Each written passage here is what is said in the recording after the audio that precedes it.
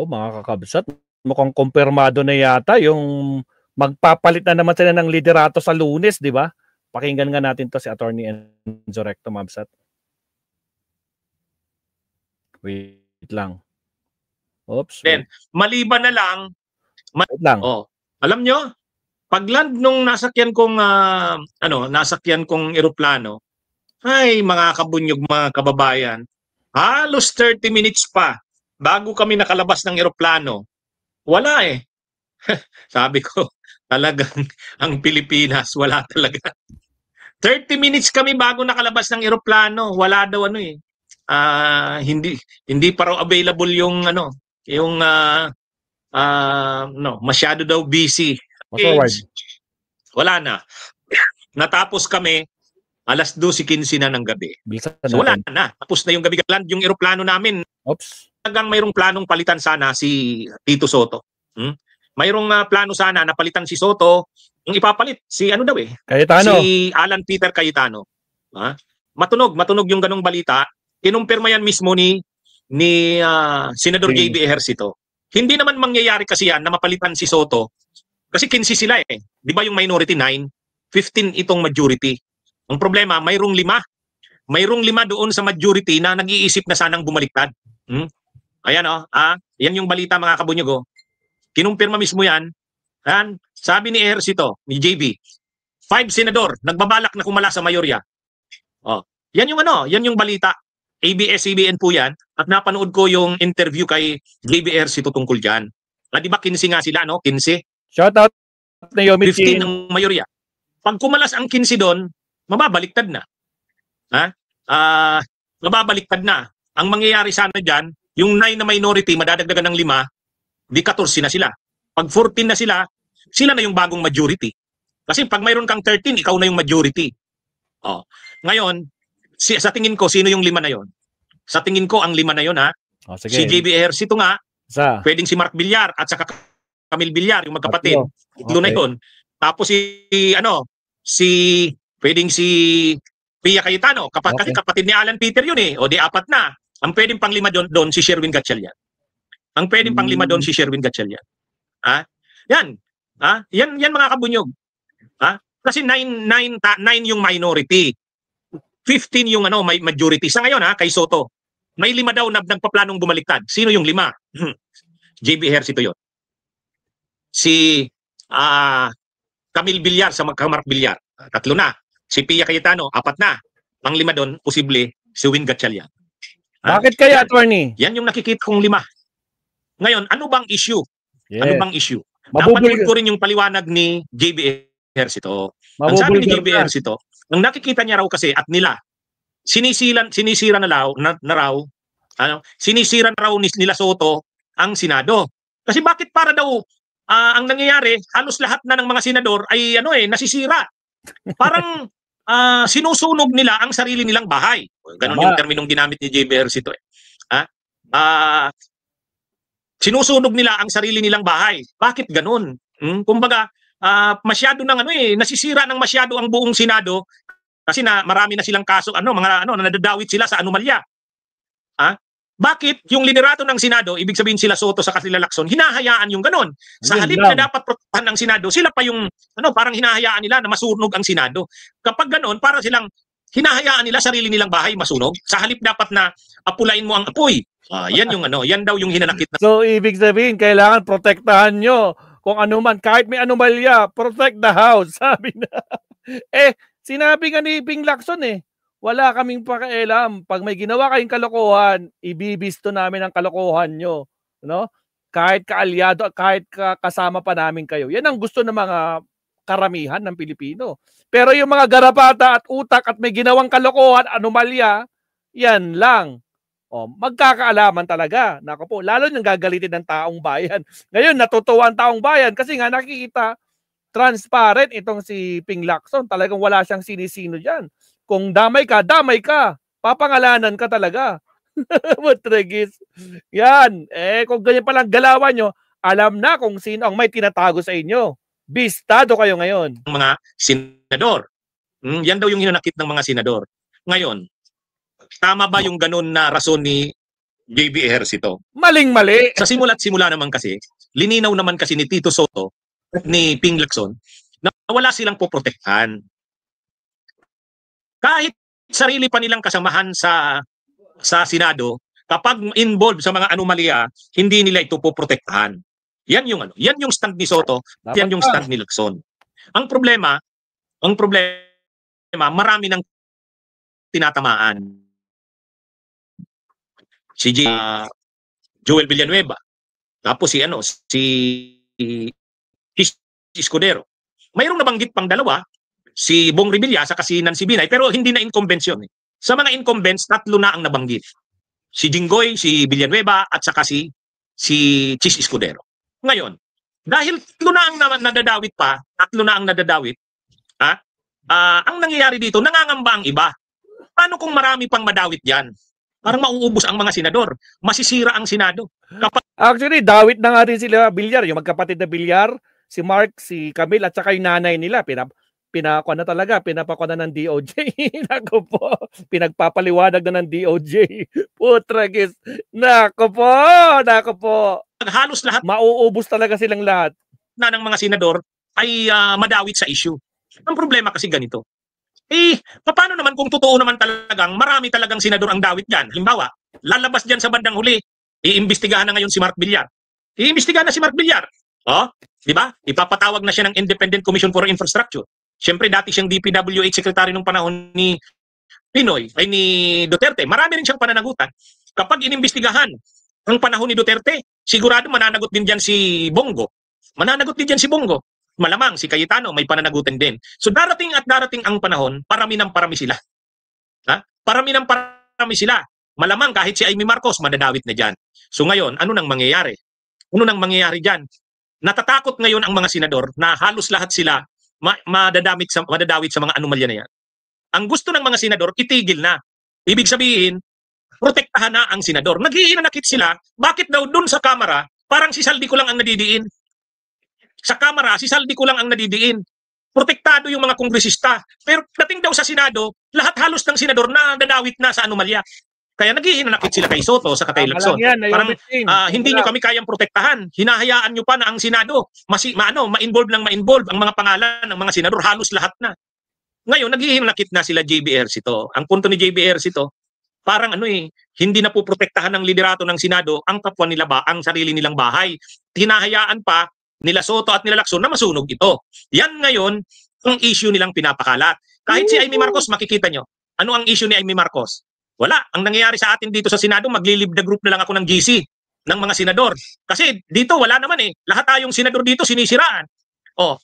Kumbaga nag-aaway-away tayong mga senador, wala nang nangyayari sa Senado, ang gulo-gulo na. Yan yung issue ni Amy Marcos.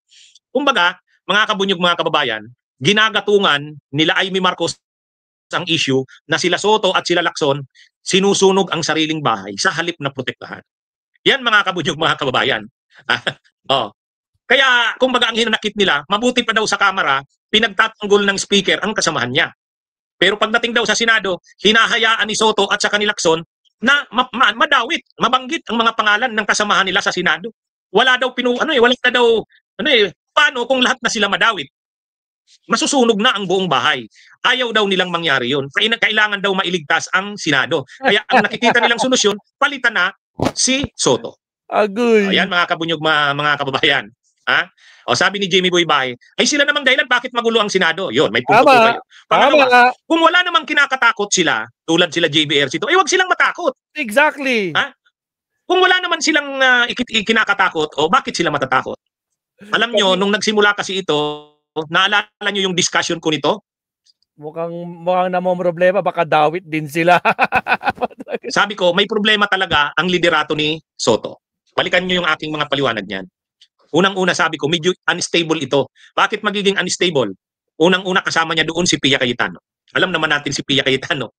Duterte yan at saka kapatid yan ni Alan Peter. Pangalawa, yung dalawa... Ako, naharangan na naman tayo. Wait lang. Again guys, sa mga bagong pasok dyan, huwag kalimutan mag-like and subscribe. Tuloy. Si JB Ejercito, kapatid yan ni Jinggoy. Pag naipit si Jinggoy at kinausap ni Erap Estrada, yung ama mismo, kinausap si JB, susunod yan si JB. Hindi close si JB at si Jinggoy. Pero kapag si Erap ang nakiusap kay JB, susunod yan. Yan yung sinasabi kong medyo hindi stable ang grupo ni Soto. Kasi may kasama silang kapatid ni Alan Peter, si Pia. Kasama rin nila ang kapatid ni Jinggoy, si JB. Kasama pa nila yung dalawang bilyar. Ngayon, mga kabunyog, ang dalawang bilyar, ang magkapatid ni Bilyar, Duterte yan. Kaya lang bakit sila sumama kay Soto? Pinuprotektahan din nila ang interest nila. Pinuprotektahan nila ang interest nila.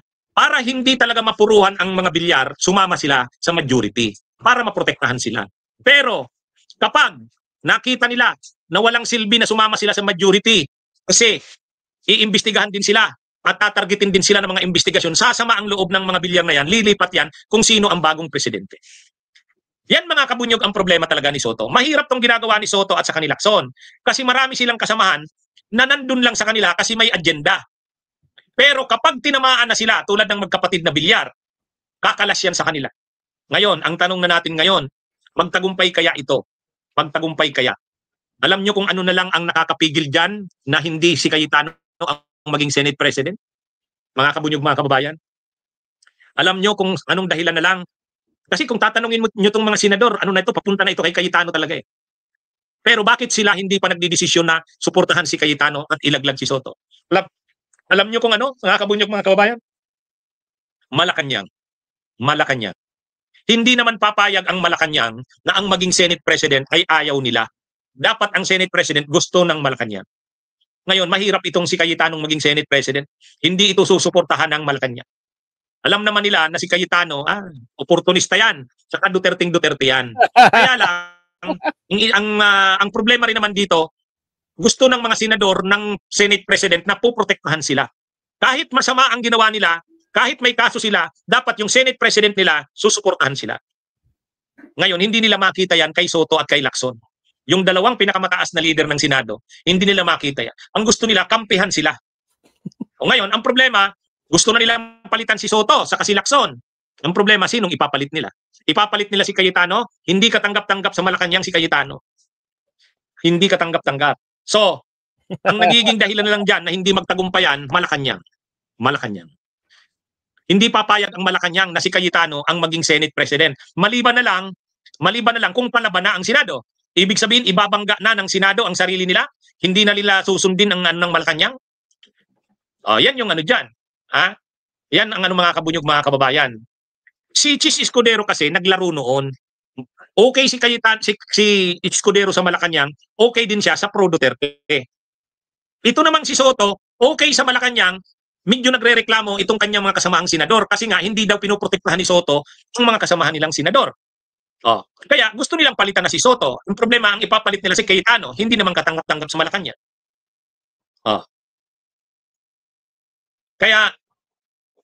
Kaya mga kabunyog, mga kababayan, kung ang tanong natin, magtatagumpay kaya ito, hindi pa yan magtatagumpay sa ngayon, pero laging nandyan yan. Ang banta na mapalitan si Soto ay laging nandyan yan. Mahirap talaga ang kalagayan ni Soto. Kasi ang stand nila Soto sa kanila Lacson, sino man nakasamahan nilang senador, basta't may pananagutan, dapat managot. Tama. Hindi ganun ang gusto ng mga senador. Ang gusto ng mga senador, Winnie Artas, shout protektahan din nila. Protektahan din ng Senate President ang Senado. Wag namang umabot na dawit na ang lahat ng senador halos hinahayaan pa ng Senate President. Yun ang hinanakit nila Yun ang hinanakit nila kay Soto. Yan mga kabunyog, mga kababayan. Laging magkakaroon ng attempt. Tama pa, Jimmy Boybahe. Nagpuprotekta ngayon kay una yung Malacanang. Ang taong bayan. Gusto ng taong bayan ang ginagawa ni Tito Soto. Suportado ng taong bayan si Tito Soto. Kaya balik naman ito kay Chis Escudero. Si Chis Escudero, gusto ng mga senador, ayaw na ng taong bayan. Tirang-sira na yung image ng Senado dahil kay Chis Escudero. Napilitan na ngayon ang mga senador na i-give up si Chis Escudero. Ito naman kay Tito Soto, baliktad. Gusto ng taong bayan si Tito Soto, gusto rin ng Malacanang. Ang problema, ayaw na ng maraming senador kay Soto dahil nga, straight si Soto straight si Soto. Talagang kung sino man dyan ang may kasalanan na senador, papanagutin niya. Ayaw nila niyan. O ngayon, saan kaya halos lahat sila may pork barrel Di ba? Sila lang dalawa ang wala. At ewan ko lang kay Risa at yung mga ibang pro. na talagang kwan. Sila Risa, sila feeling ko wala din sila eh. Tungo ito. Kapag itong magkakapatid na Villar o sila Mark Villar na ano na talaga, na pangalanan na, pinapanagot na, at kapag sila Cayetano ay nadawit na din dito, pag halimbawa si Cayetano, alam naman natin may mga projects ang Diskaya doon sa Taguig, di ba? Na-discuss na natin yan. Marami ring mga proyekto ang Diskaya doon sa Taguig. Pag nadawit na si Cayetano at pinangalanan na, si Pia Cayetano, kakalas na yan sa majority. Pag nadawit na ang Villar, kakalas na yan sa majority. So ilan na yan? 3 na. Pia Cayetano, magkapatid na Villar. At pag si JB kinausap ng kanyang amang si Erap, kakalas na yan. 4 na. 4. Ay kung 9 ngayon yung minority, nadagdagan ng 4, 30 na. Sila na ngayon ang bagong yan mga kabunyog, mga kababayan. Yan ang kaya medyo mabigat. Kaya ba nilang makakuha ng majority? 9 ngayon yung mga senador ng minority, 9. Aurelia, Si Pia Cayetano, babaliktad yan. Kapag si Alan Peter ay nababanggit na ang pangalan sa may pananagutan sa, kasi maraming projects yung Diskaya doon sa Taguig, na-discuss ko na yan minsan, di ba? Tapos si ang magkapatid na Villar, kapag ang Villar ay na, ngayon kasi iniimbestigahan pa lang, hindi pa talagang dinidiin ang mga Villar. Pag nadiin ang Villar, kakalas na yan sa mayorya. Kakalas na yan. 3 na. Dahil magkapatid na Villar, tas Cayetano. Si JBRC to, kakalas din yan pag kinausap ng ama. 4 na. So 4, lilipat sa 9, 13. Sila na ang majority. Kakalabanin na ba nila ang Malacanang? Kahit ayaw ng Malacanang kay Cayetano, ay survival na sa kanila yan eh. Survival na sa kanila yan. Kaya pero sana ang taong bayan patuloy na suportahan ang Senado hangga't tama pa ang ginagawa nito. Kaya naman hindi nagtatagumpay ang mga gusto nila JBRC to sa kanila Cayetano, sa kanila Amy Marcos, dahil ang taong bayan suportado si Soto. Ang Malacanang suportado rin si Soto. Kaya lang yun nga ang sinasabi natin. Ang problema diyan kapag sila na mismo ay naipit na, survival na. Mga kabunyog, mga kababayan, siyempre mas mangingibabaw na diyan yung survival nila. Hindi na nila diyan i-consider ang Malacanang, hindi na nila diyan i-consider ang taong bayan. Yan. So sana na intindihan natin, nakuha natin ang nangyayari sa Senado. Okay? Magandang araw sa inyo mga kabunyog, mga kababayan. Mabuhay po tayo. Thank you, Attorney. Actually, totoo yung sabi ni Attorney, no? Kung hindi sa suporta ng taong bayan, kay Tito Soto tsaka kay Ping, kasi talagang ito, kikita mo talagang, kasi nung panahon nila Cheese tsaka nila walang lumalabas na senador. Wala talaga, puro congressman lang, di ba? Bumaligtad ang ihip ng hangin. Di ba? Putragis, nagsilabasan. Alam niyo na kung kaninong parlor ang mga pangalan na senador lumabas, di ba? Kaya nako po mga kakabsat. Agoy. Nako po. So matunog pa din mga kapsat, tapos abangan na, sabi nila sa Lunes. Tingnan natin, mukhang may mangyayari sa Lunes. Sabado pa lang ngayon, mga kapsat. Pero tingnan natin sa Lunes anong mangyayari dyan. Pero for sure, kung meron man talaga, ang nakikita ko talaga babaliktad yung 2 Villar. Kasi pinapatawag na ng yung IPI. Pinapatawag na Talagang kailangan mag-explain yung mga mag-iinang yan. Samantalang si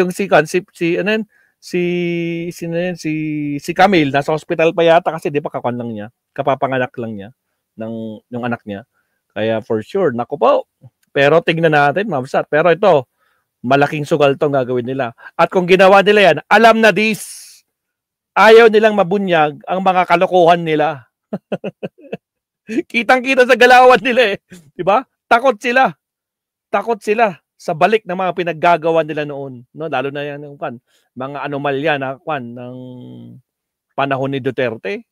Sino DPWH? Si Senator, 'di ba? Mark, nako po. Mabibisto. But anyway, abangan na lang natin, Ma'am Hapsat. Again, maraming salamat na Yomi Chin, Aurelio Adenia, Winnie Artos, Trigger Woman, may kalab shout out. Sino pa ba nandyan? Wonder Woman, Trigger Woman, Elvira G, at sa lahat, Elma Rama. Isang lang tayo, mga kapsat. Okay lang tayo, mamayang gabi. Try natin mamayang gabi. So, nagsigit lang ako ng isang subtopic para hindi naman sayang. And Silva Latore, maraming salamat po. Thank you very much, kapsat. Hanggang dito na lang. Kita-kits tayo sa ating next live stream. Paalam, kapsat. Maestro Paul is signing off. Good afternoon, mga kapsat. Paalam. Bye-bye.